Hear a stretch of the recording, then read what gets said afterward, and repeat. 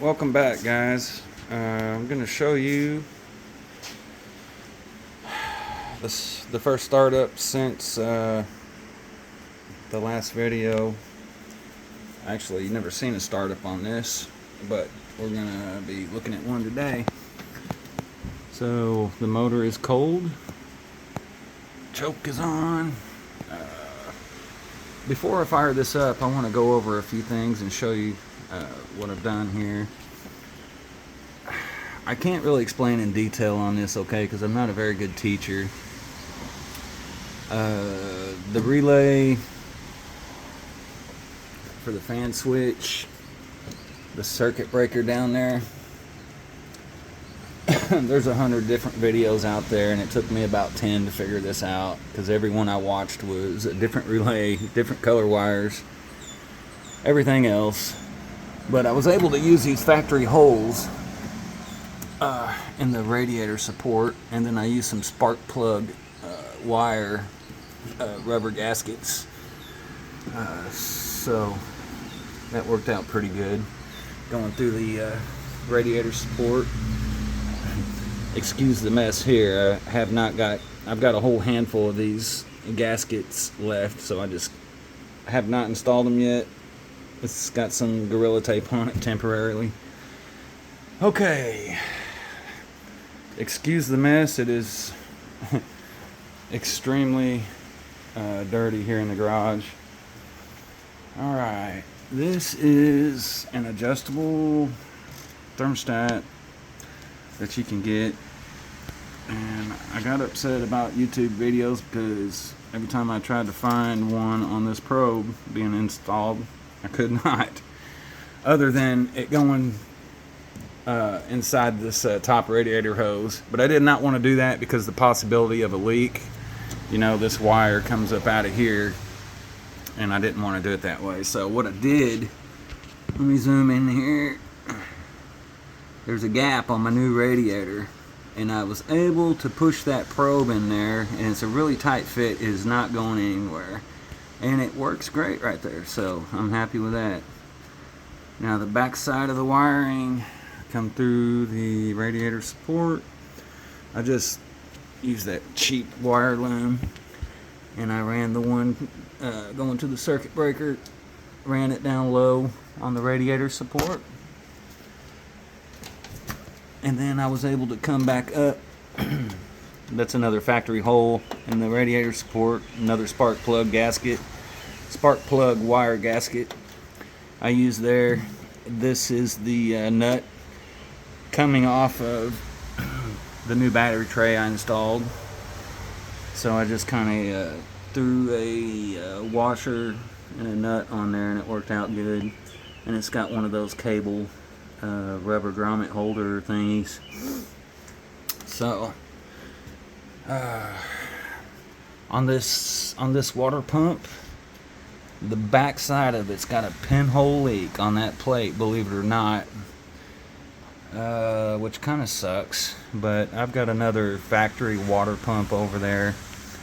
I'm hoping that I can take the plate off and fix that, but it's not coming from the gasket or the bolt. It's just simply got a pinhole in it, very small one. I've got it cleaned up now. It hasn't run since yesterday, but you can see the stain on the concrete down there where it was leaking. All right, the motor carries about, I don't know, when it first starts up, over 30 pounds of oil pressure. This is my secondary gauge. I got one inside the car also. And then it warms up. It's about 25 pounds of pressure. I guess that's normal for a small block Chevy. But I was really blown away because all of the Kroll oil and the WD-40 that I stuck in the cylinders to try to free this motor up, because it was stuck when I got it. I took one of those dead blow hammers and went down through with the valve covers off and smacked the valves and got them freed up. And I was eventually able to turn the motor over by hand. And there was just a little bit of water in the motor too when I got it. So I can't really complain. I paid $120 for the motor. It was blowed up with grease though, for sure. It took forever to clean it. It is a hand-painted motor. I've got 2 coats of tractor primer, oil primer on it, and then this orange is a tractor orange. It's a little bit brighter than the normal Chevrolet, the regular Chevrolet paint, but I think it looks pretty. I think it turned out good. I was watching videos in the past, and they say that spray paint it just don't last. So Uncle Tony's Garage, he shows you how to paint motors. It's a really good channel. Check him out. What else can we talk about here? I'm really proud of the installation, though. I'm not the greatest mechanic. I'm a plumber by trade, but I am proud of my wiring. I mean, it's loomed up. This is the keyed switch line to energize all this. So I think it looks pretty good. I mean, it's better than a bunch of exposed wires, you know, like all this factory shit over here. Excuse my language. For the youngsters watching, try to keep it clean and family friendly. I am upset though, because I did have if you watch my other videos, I had a Ford solenoid up here and it was wired like a Ford. It was awesome. But what had happened was, when the car first fired up, it ran great. Okay, check this out. So when I shut the car back off after it warmed up, I went to fire it back up and it didn't start. I'm like, what the heck? So I was really disappointed. I was scratching my head. So I thought something was wrong with my Ford setup. No, that was not it. So I disconnected all that because I thought I screwed up, right? And now it's wired back like a Chevrolet. It's got the 2 wires going down to the starter, which sucks because I only had one because of the headers and everything else. But it's wired like a Chevrolet now, and I went to fire it up, and it still didn't work. So I thought, what the hell's going on? Yeah, what it was the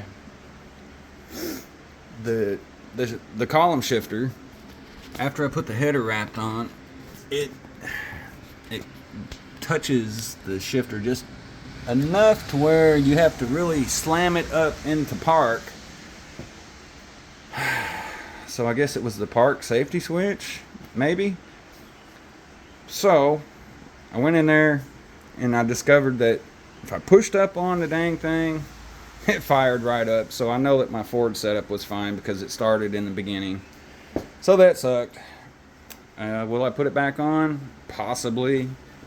Will I? I don't know really, because it's fine now. It's wired like a Chevrolet. It's got the 2 wires going down there now. All right. What else can we talk about before we fire it up?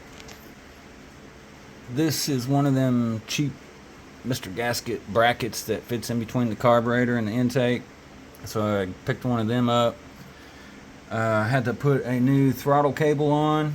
This is one of those cut to fit ones, so I put some heat shrink right here and used a bandsaw to cut it real quick. This actually fit a little bit loose, so I pinched these together right here, made it tighter, and then I had some leftover stainless steel wire that I put on here instead of using a zip tie. That was left over from, excuse the wrap on the headers, but if you can see, I got stainless steel wire on there just as an extra to keep that from fraying. Yeah. Okay, let's fire it up.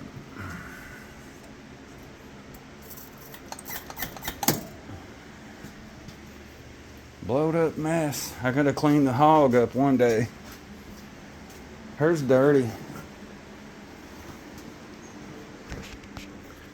Please start. Don't embarrass me. Oh, baby.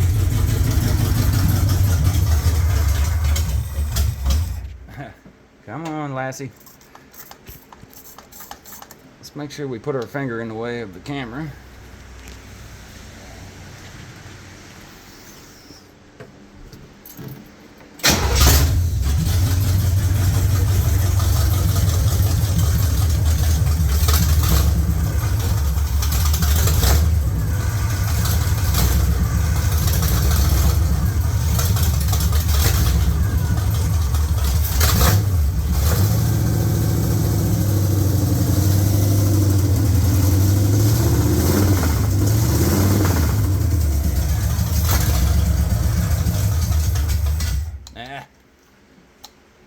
I don't want to get it too choked up in here in the garage because it's raining here and I got my windows closed.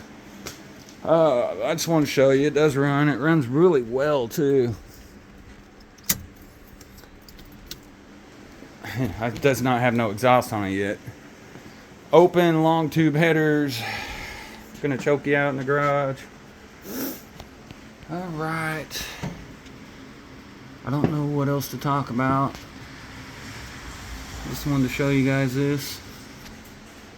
I'm not gonna ask you to subscribe. I'm not gonna ask you to like. I'm not gonna ask you to hit that stupid notification bell. Who gives a crap? If you like somebody's video, then you'll do all that. Quit asking people to do that shit. Alright. Here's the air cleaner. I've got it painted to match. And this is very good quality, people. I'm telling you, this thing is extremely heavy. It's not like the cheap chrome ones, right? Well, if I was a good teacher, I could explain this right here, but I'm not gonna. I don't know what else. Other than the water pump needing repaired. It's got new heater hoses, new harmonic damper. I haven't drove it yet, but I know the transmission's good. It's a 2-speed power glide. It shifted extremely well with the old 6-banger. I have put it in gear. It does engage. So, that's cool. With the long tube headers, I used the short spark plugs. I think that was in my last video, so I'm not going to ramble on too much. Well, I hope you guys like it, and it's been a journey. Yeah. Alright, people, I really appreciate you watching. He'll probably have like 3 views in 10 years, but that's okay. I don't plan on doing videos. I really don't. I mean, this ain't Counts Customs. This is not Vice Grip. This is not Street Outlaws. Excuse me, I've got somewhat of a cold. Yeah,